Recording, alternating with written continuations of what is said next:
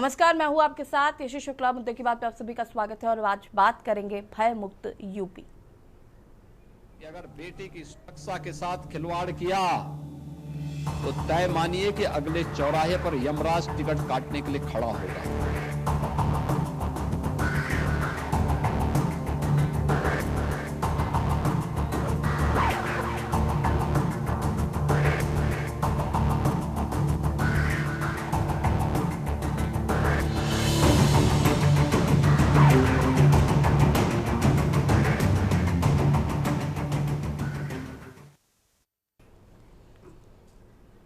आज हम बात कर रहे हैं उत्तर प्रदेश की कानून व्यवस्था का वो मॉडल जिसे मुख्यमंत्री योगी आदित्यनाथ ने अपराध और अपराधियों पर नकेल कसने के लिए एक मास्टर स्ट्रोक के तौर पर पेश किया।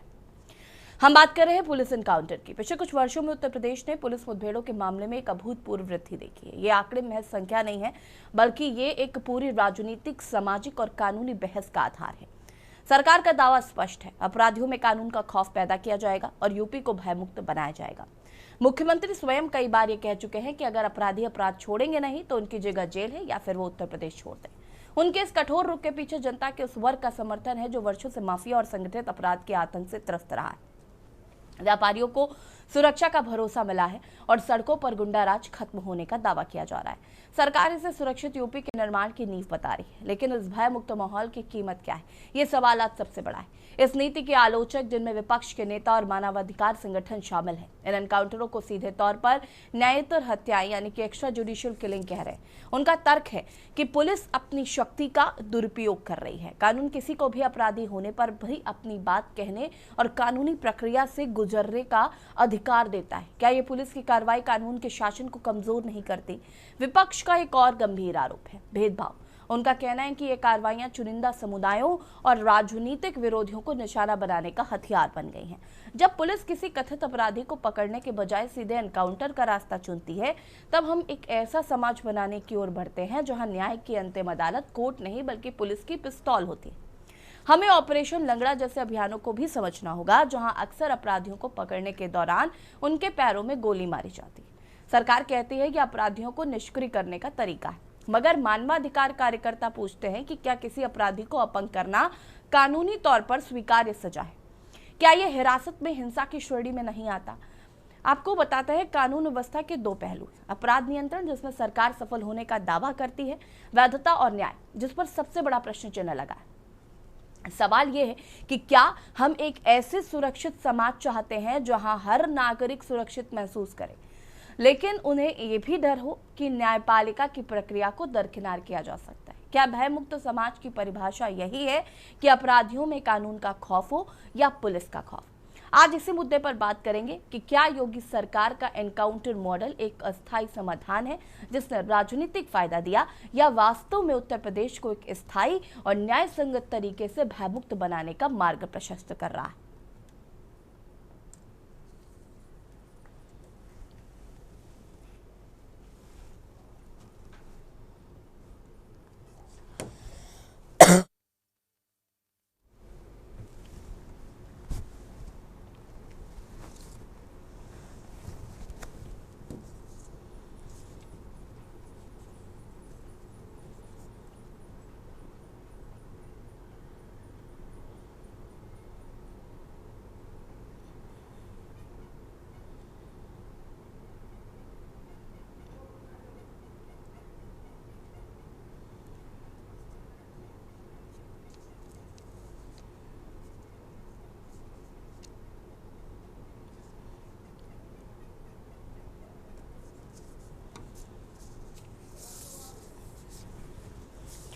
ठीक है, और हमारे साथ श्याम सलोने वशिष्ठ बीजेपी प्रवक्ता, आनंद राय सपा नेता, जयप्रकाश पूर्व आईपीएस, सुनील त्रिपाठी वरिष्ठ पत्रकार जुड़ चुके हैं। सबसे पहले तो आप सभी का बहुत बहुत स्वागत है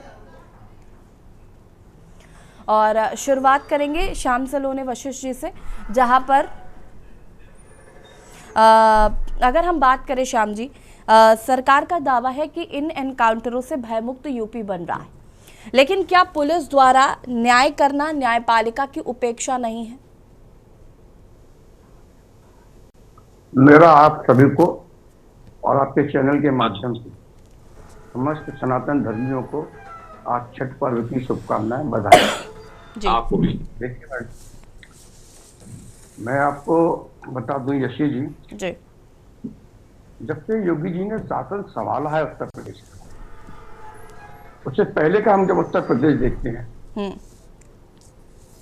कोई दिन ऐसा नहीं होता था जिस दिन लूट नहीं होती थी, जिस दिन हत्याएं नहीं होती थी, अपहरण नहीं होते थे, किसी भी वर्ग का व्यापारी हो भयभीत रहता था।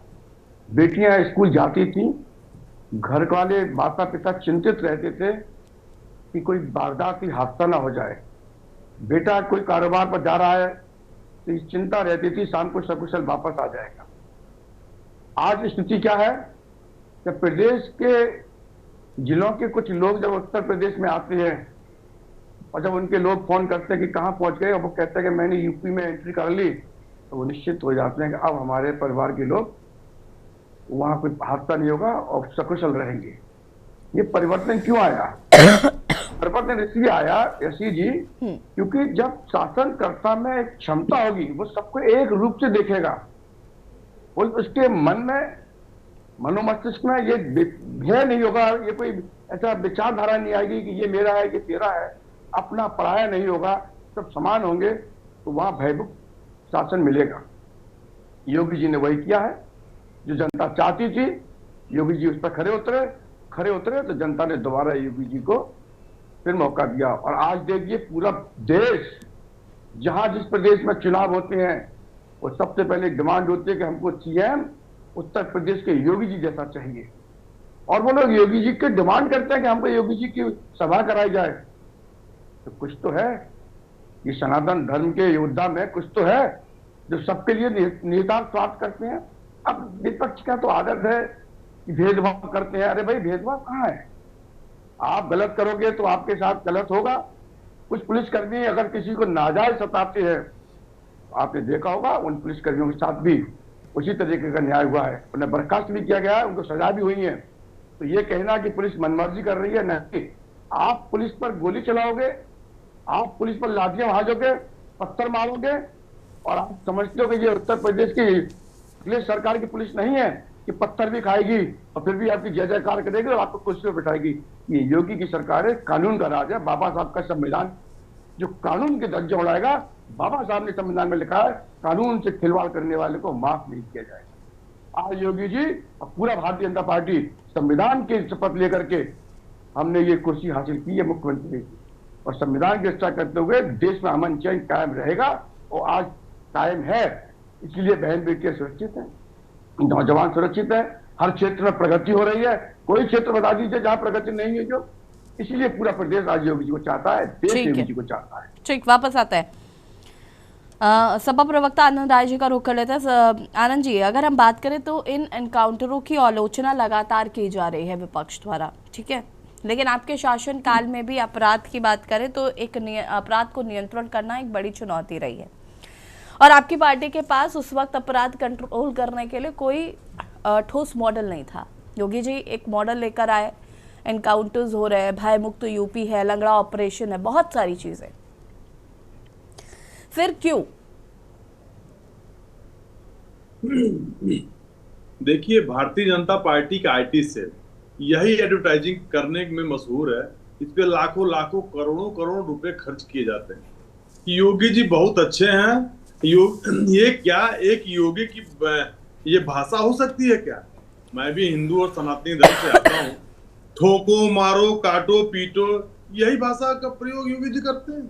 आपको मुख्यमंत्री सबके लिए बनाया गया है। आप एक धर्म को लेकर चलते हो। आनंद जी, आपको नहीं लगता कि भाषा पर ज्ञान देना आपको भी उचित नहीं लगता है? मेरी बात सुनिए, मेरी बात नहीं, ऐसे कैसे सुन लूं मैं आपकी बात? गलत बोलेंगे तो मैं रोकूंगी आपको। नहीं, रोकिएगा, मेरी बात सुनिए, पूरी कंप्लीट होने दीजिए। मेरी बात कब कंप्लीट नहीं हो रही है? भाषा शैली देश के आजकल हर नेता की खराब हो रखी है। सुनिए, गाय जहाँ वोट देती है, गाय को गाय का दिखावा किया जाता है, और जहाँ गाय वोट नहीं देती है मार के खाया जाता है भारतीय जनता पार्टी। हम कह रहे हैं, हम यही तो कह रहे हैं कि संविधान और लोकतंत्र खतरे में है। इसी की बात तो मैं कर रहा हूँ, और समाजवादी पार्टी चाहे विपक्ष के लोग कर रहे हैं। आप ताला मार दीजिए, संविधान खत्म करिए, यही तो आप कह रहे हैं।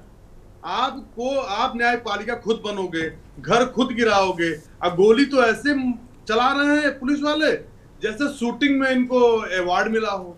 आप इनको ओलंपिक में भेजिए, दूर से निशाना मारते पैर पे ही लगती है, ना सीने पे लगती है ना पेट में लगती है, बस पैर में ही लग रही है। तो ये तो टैलेंट है, ये आप क्या दिखाना चाहते? ये तो टैलेंट है ना, ये पुलिस वालों का प्रशिक्षण का टैलेंट है, इसमें आपको क्या आपत्ति है? नहीं बिल्कुल नहीं, हम तो कह रहे हैं नहीं, आपके अकॉर्डिंगली नहीं, आपके अकॉर्डिंगली पुलिस वालों का निशाना अच्छा नहीं होना चाहिए, आप ये कहना चाहते हैं? उनको हम 2-4 ओलंपिक में हम पदक हासिल करेंगे। और रही बात, देखिए न्यायपालिका हमारी क्या कहती है, संविधान हमारा क्या कहता है कि हमने जो अपराध किया को सजा देने का अधिकार कौन से मुख्यमंत्री को है? सजा देने का काम न्यायपालिका को है।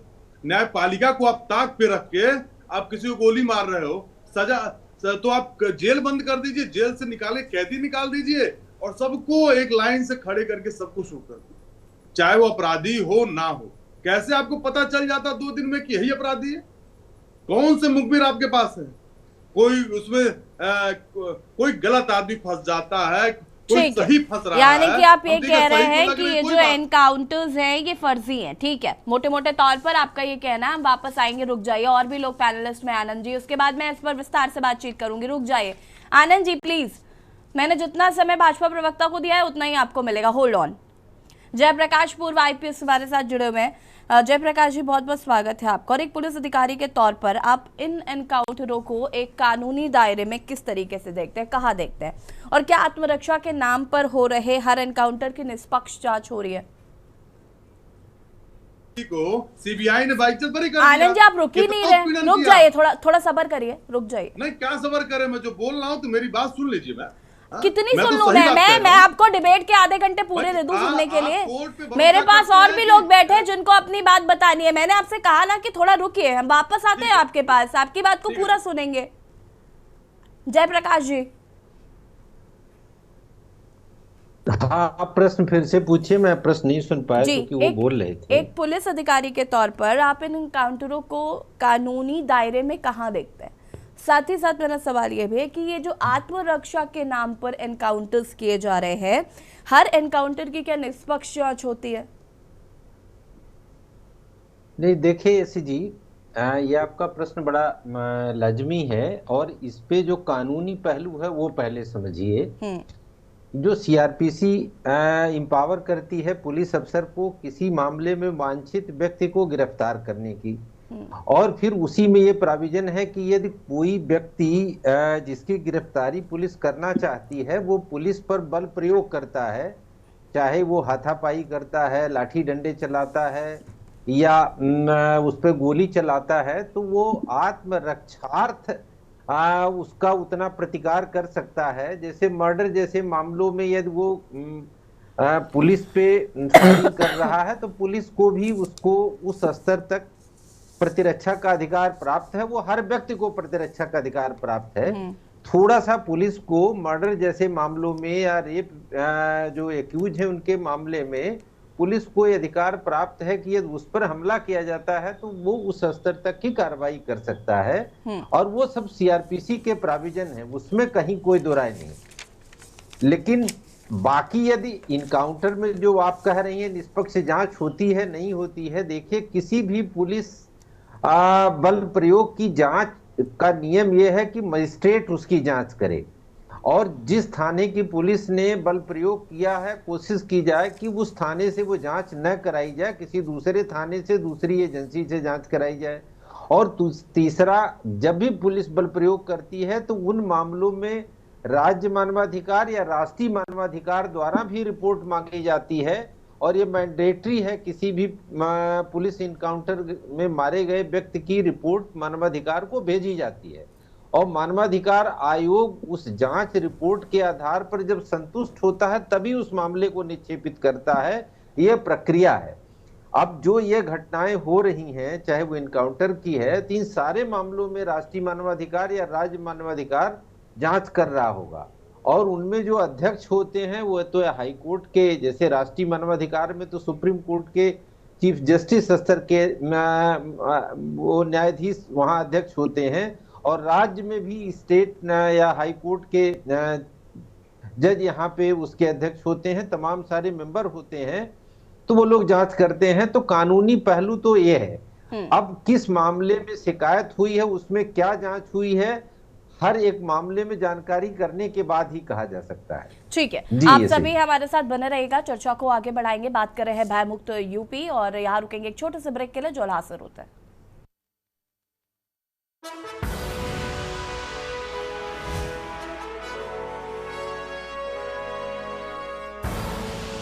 आप देख रहे हैं के न्यूज, खबरों का सारथी। बेटी की सुरक्षा के साथ खिलवाड़ किया तो तय मानिए कि अगले चौराहे पर यमराज टिकट काटने के लिए खड़ा होगा।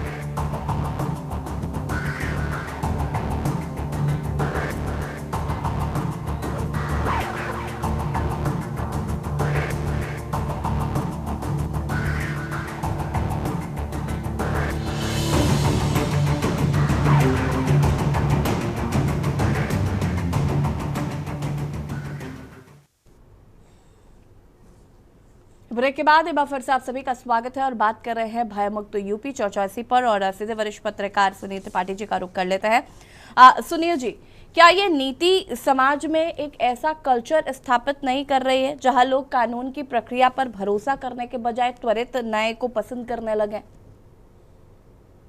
देखिए ऐसी जी, सबसे पहले मैं आपके नेशनल चैनल से के माध्यम से प्रयागराज पुलिस को और योगी आदित्यनाथ को धन्यवाद देना चाह रहा हूं। मैं प्रिंट एवं इलेक्ट्रॉनिक जर्नलिस्ट एसोसिएशन का प्रदेश अध्यक्ष हूं। पत्रकारों की पीड़ाओं के साथ उनके सुख दुख में मैं सदैव खड़ा रहता हूं और जो कार्य प्रयागराज पुलिस ने किया वो अतिसराहनीय है।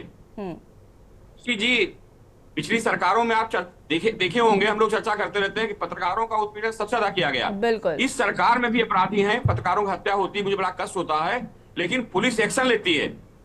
सीतापुर में राघवेंद्र वाजपेयी जी के अपराधियों का आते आते पुलिस अधीक्षक ने इनकाउंटर कर दिया। वही चकेश मिश्रा टहलाते रहे, टालते रहे और अंकित जी जैसे ही आए, दो अपराधी थे राघवेंद्र वाजपेयी जी के, दोनों को मौत की नींद सुला दिया गया इनकाउंटर में। तो अगर भय नहीं होगा समाज में तो अपराधी तो सरेआम घूमेंगे ही। हमारे सनातन धर्म में भी रामायण में कहा गया कि बिना न मानत जलत जल गए 3 दिन बीत, और बोले राम सकोप तब भय बिन होए ना प्रीत। हमारे बड़े भाई जबराज जी बैठे हुए हैं, क्या अगर ये एसपी रहे या जो महत्वपूर्ण पदों पर रहे, किसी अपराधी को वहां जाकर उसे कहे श्रीमान जी आप थाने चलिए हाथ जोड़ के, हमारा एसओ कहे, तो कोई अपराधी थाने जाएगा?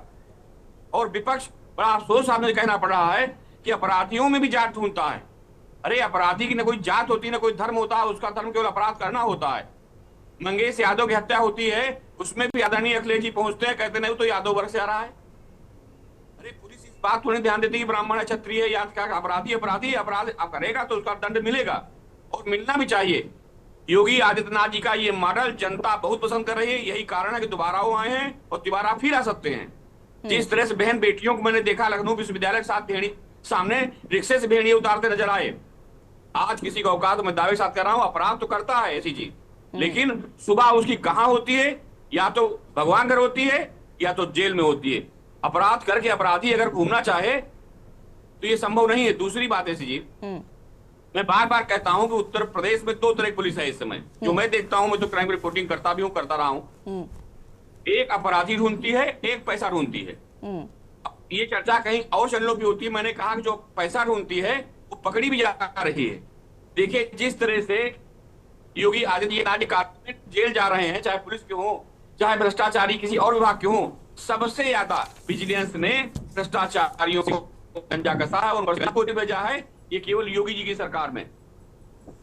मैंने अपने 30-32 साल पत्रकारिता जीवन कई सरकारें देखी, उतार चढ़ाव देखा, लेकिन इस समय जो भय अधिकारियों भ्रष्टाचारियों में व्याप्त है, वो भय हमको केवल मायावती जी कार्यकाल में दिखाई पड़ा था, बाकी सरकारों में हमको कभी नहीं दिखा है। और जो कह रहे हैं आप लंगड़ा, अभी हमारे बड़े भाई जेपी जी ने कहा कि बात बिल्कुल सही है, आत्मरक्षा करने का अधिकार संविधान हमको देता है। अगर हमको कोई मारने आ रहा है, मैं उसको गोली मार देता हूं, ये साबित कर देता हूं मैंने आत्मरक्षा में किया है, तो हमारे साथ भी न्याय होगा।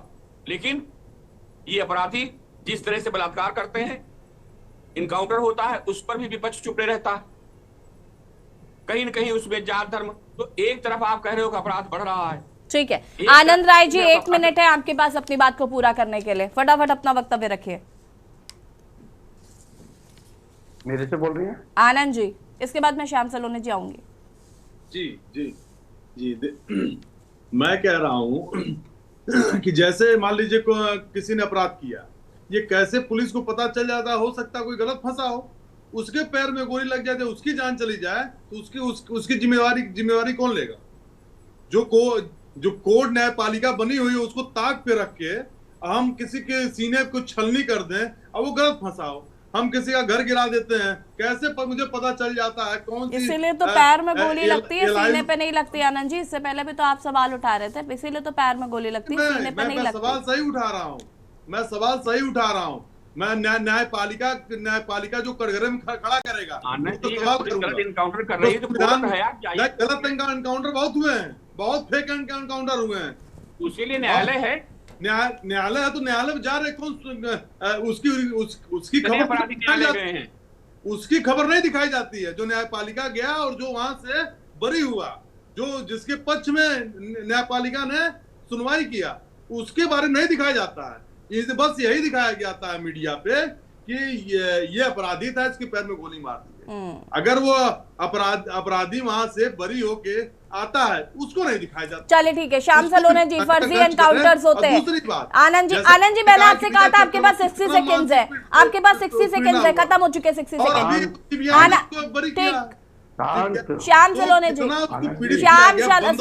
श्याम सलोनी जी, आपके पास भी 60 सेकंड है, अपनी बात को फटाफट पूरा करिए। कहा कितनी दलाली हो रही है? श्याम सलोनी जी, आप अपना वक्तव्य रखें, हमारे पास समय की कमी है। फर्जी एनकाउंटर्स करते हैं आप, गंभीर आरोप है। समाजवादी पार्टी की पीड़ा है। जैसे जान से मार देना, मानसिक उत्पीड़न, बहुत कुछ होता है। कुछ पुलिसकर्मी मानसिक उत्पीड़न कर रहे हैं, मैं भी मान रहा हूँ, ऐसा नहीं है। अभी हजरतगंज का एक मामला आया, देखिए किस तरह से श्याम सलोनी जी, अपनी बात को पूरा करें। माफी चाहूंगी, सुनील जी, हमारे पास वक्त की कमी है। आनंद जी, इस बात को नहीं समझ रहे, कम से कम आप तो समझिए। ठीक है, श्याम सलोनी जी। पहले मायावती की सरकार में बताया कि अधिकारी मुख्यमंत्री को उसमें रहता था, ग्रिप में रहता था। आनंद जी, आप रुकेंगे या नहीं? आप सुन रहे हैं मैं क्या कह रही हूँ? सांसद, विधायक और मंत्री चोर बताए जाते हैं उसी विधानसभा में। मैं भी राजनीति करता हूँ, पहले की सरकारों को भी देखा हूँ और आज की भी सरकारों को देख रहा हूँ। जो धन उगाही हो रही है, जो लेखपाल, जो लिख के दूसरे ठीक है, कौन सुन रहा है? एक हम उसी के पास, उसको मीडिया नहीं दिखाती है, उसको भी दिखाते। ठीक है आनंद जी, आपने सही कहा, ठीक है, नहीं दिखाते मीडिया, हम मान रहे हैं आपकी बात। ठीक है, श्याम सलोनी जी। देखिए यशी जी बड़े तारीफ कर रहे हैं हमारे समाजवादी पार्टी के मित्र बहन मायावती जी की सरकार की, और बहन मायावती जी की सरकार के बाद में इनकी सरकार बनती है, लेकिन सबक नहीं लेते उस सरकार से, अपराध को बढ़ावा देते हैं। ठीक है, हमारे पास वक्त की कमी है। आप सभी का बहुत बहुत शुक्रिया चर्चा में शामिल होने के लिए। माफी चाहूंगी मैं, समय की कमी है। यूपी में एनकाउंटर जिस तरीके से हो रहे हैं उसको लेकर कई सवाल खड़े किए जा रहे हैं, विपक्ष लगातार आरोप लगा रहे हैं। हालांकि योगी आदित्यनाथ का साफ स्पष्ट कहना है कि भय मुक्त उत्तर प्रदेश जरूर होना चाहिए।